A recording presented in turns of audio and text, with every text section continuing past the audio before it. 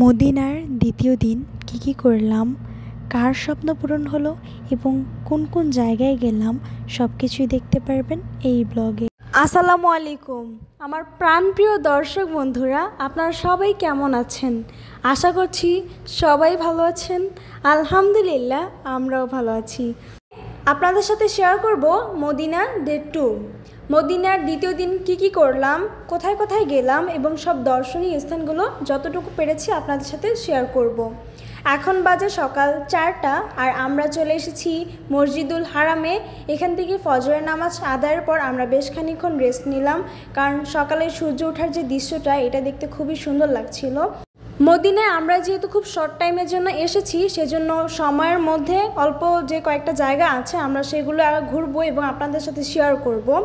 তো Medina first দিন আমরা বুকিং দিয়ে রেখেছিলাম, আমরা যে যে জায়গাগুলোতে যাব, মানে ড্রাইভার আমাদেরকে নিয়ে যাবে আর কি, আমরা ওনাকে বুকিং দিয়ে রেখেছি। আর এখন যে বাসাগুলো দেখছেন এগুলো সবগুলো হচ্ছে হোটেল। তো আমাদের হোটেল থেকে মানে মেন রাস্তা আসতে বেশিক্ষণ লাগে না, প্রায় 10-15 মিনিটের মধ্যে লাগে। তো আমরা এই তো এখন রওনা দিয়ে দিয়েছি।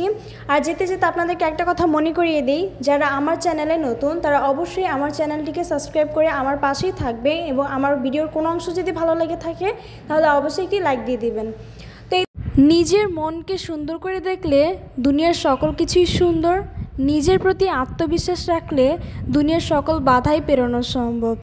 তাই নিজের প্রতি ভরসা রাখুন, অবশ্যই আল্লাহ আপনাকে উত্তম পুরস্কার দিবেন এবং আপনি আপনার সাফল্যের দরজায় গিয়ে পৌঁছাতে পারবেন।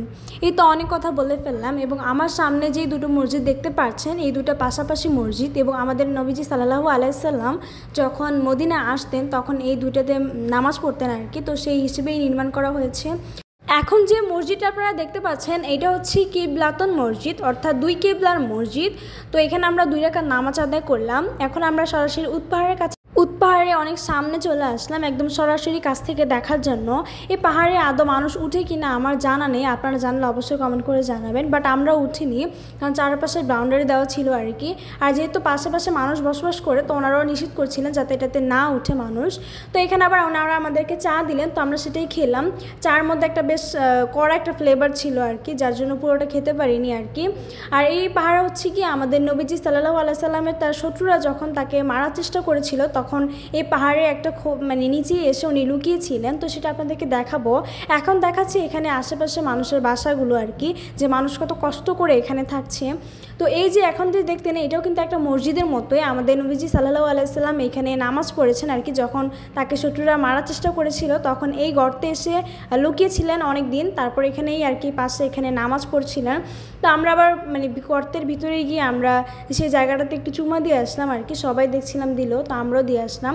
তারপর সেখানে বেশ খানিকক্ষণ থাকার পর এখন আমরা যাব মানে মদিনার মধ্যে সবচেয়ে বড় আর কি যেখানে কোরআন শরীফ তৈরি করা হয় সেই কারখানায়। তো সেখানে সামনে চলে আসলাম আর কি। তো এসেই দেখলাম যে বেশ রোড সাইডে অনেকগুলো দোকান আছে আর কি। তো এখানে ঢুকতে আর কি একটু প্রবলেম হয় যাদের কিনা পাসপোর্ট কিংবা টিকিট লাগে আর কি। তো যারা আপনারা আসবেন এখানে অবশ্যই আসার আগে টিকিট কেটে রাখবেন, এতে করে আর প্রবলেম হয় না। তো আমরা টিকিট কেটে রেখেছিলাম, তো সেটাই দেখালাম আর কি। তো ঢুকে দেখলাম যে চারপাশে একদম সবুজে ঘেরা আর কি, খুবই সুন্দর লাগছিল আর কি, একদম নির্ঝুম একটা পরিবেশের মধ্যে। এখন আমরা ভিতরে চলে এসেছি আর কি। তো ভিতরে দেখে একদম নিট অ্যান্ড ক্লিন, এবং ইন্দোনেশিয়ানরা বেশি ছিল।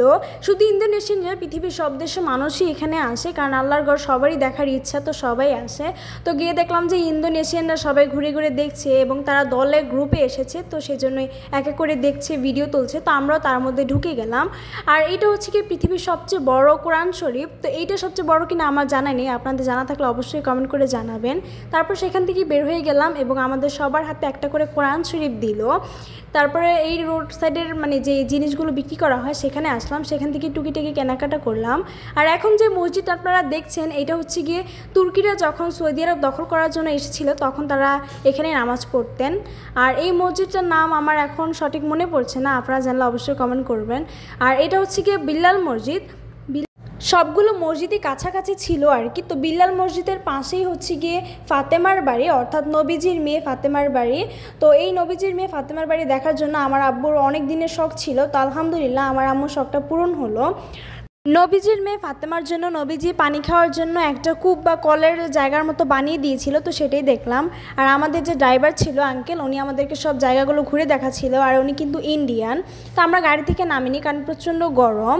তো এখন আমরা চলে এসেছি আমাদের নবীজি যখন প্রথম মদিনায় আসেন এবং প্রথম জুম্মা এখানেই পড়েন, তো এটার নাম হচ্ছে মসজিদুল জুম্মা আর কি। এখানে নবীজি প্রথম জুম্মা পড়েছেন আর কি। তো আমার ছোটো বোন হঠাৎ করে অসুস্থ হয়ে পড়ে গাড়ির মধ্যে, তো আমরা সেজন্য নামিনি আর কি। আমরা এভাবে গাড়ির মধ্যে মধ্যে ঘুরে দেখেছিলাম আর কি। আর আমাদের ড্রাইভার উনিও আমাদেরকে ঘুরে দেখাচ্ছিলেন। এইটা হচ্ছে গিয়ে নবীজির বানানো আরও একটা কূপ, যেখানে কিনা অনেক মানুষ দর্শন করতে আসে। আপনারা দেখতেই পাচ্ছেন কত মানুষ। তো সেজন্য আমরা বাহিরে নামিনি। আর বাহিরে নেমেও কোনো লাভ নেই, কারণ চারপাশে বাউন্ডারি ঘেরা আর কি। তো এখন যে বাড়িটা দেখতে পাচ্ছেন এটা হচ্ছে গিয়ে নবীজির সাহাবীর বাড়ি। আর বাড়ির সামনে কিন্তু অনেক সুন্দর একটা ঝর্ণার মতো ছিল, যেখান দিয়ে পানি বের হচ্ছিল। আর সামনে হচ্ছে অনেক গাছ আর কি ছিল, খেজুর গাছ, যেখানে কিনা আজোয়া খেজুর উৎপাদন হয়েছিল আর কি। তো সেটা এভাবে করে দেখাতে পারিনি। তো তারপর আমরা বাসায় চলে আসি এবং বাসায় এসে খাওয়া দাওয়া করে রেস্ট নিয়ে একটা ঘুম দিই, কারণ অসুস্থ হয়ে পড়েছিলাম সবাই। তারপর আমরা চলে আসি আসরের নামাজে পড়ার জন্য মসজিদুল হারামে। আমরা ভিতরে চলে আসি, কারণ অনেক সময় ভিতরে জায়গা পাই না, সেজন্য আজকে তাড়াতাড়ি চলে এসেছিলাম আর কি। সেখান থেকে আসরের নামাজ আদায়ের পর আমরা বেশ খানিক্ষণ হাঁটাহাঁটি করি। তারপর মাগরিব নামাজ আজান দিয়ে দেয়, তো বাইরে আমরা মাগরিবের নামাজ আদায় করে এশার নামাজ পড়ি বাসায় চলে আসি আর কি হোটেলে। তো হোটেলে চলে আসলাম কারণ আমাদের 9টা বাজে বাস ছেড়ে দিবে আর কি, সেজন্য আমরা তাড়াতাড়ি চলে আসি। আর তো আমরা বেশ খানিক্ষণ রিসেপশনে ওয়েট করি বাসের জন্য, কারণ তখনও বাস আসেনি। তো আমাদের পাশে বাঙালি অনেক ভাই বোনেরা ছিল, তো তাদের সাথে গল্প করছিলাম আর কি, মানে বাঙালি ফ্যামিলি আর কি, তাদের সাথে গল্প করছিলাম। তারাও আমরা যেখানে থাকি জেদ্দা ওইখানেই থাকেন আর কি। তো এখন এই তো আমরা বাসে উঠে গেলাম। আর আজকের ব্লগটা ছিল এই পর্যন্তই। আশা করছি আপনাদের সবার ভালো লেগেছে। যদি ভালো লেগে থাকে তাহলে অবশ্যই একটি লাইক দিয়ে দিবেন এবং আমার পাশেই থাকবেন, এভাবেই আমাকে সাপোর্ট করবেন। আসসালামু আলাইকুম সবাইকে, আল্লাহ হাফেজ।